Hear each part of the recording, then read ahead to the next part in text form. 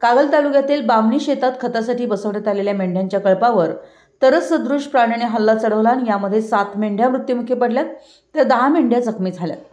कागल तालुक्यातील शेडूर येथील मेंढपाळ बाळू भिकू शेळके यांनी बामणी येथील वायजी मगदूम यांच्या शेतात 3 ते 4 दिवसांपासून खतासाठी बसली होती। दरम्यान शनिवारी रात्रीच्या सुमारास तरस सदृश प्राण्याने हल्ला केला।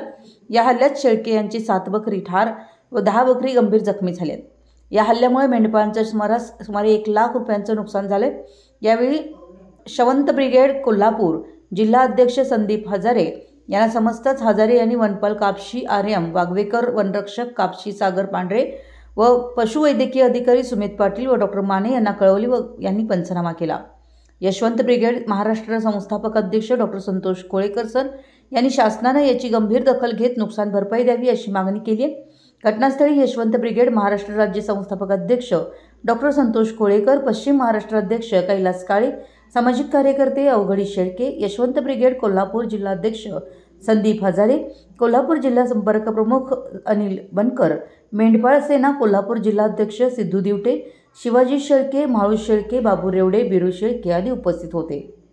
मराठी न्यूजसाठी कागलहून प्रशांत दळवी।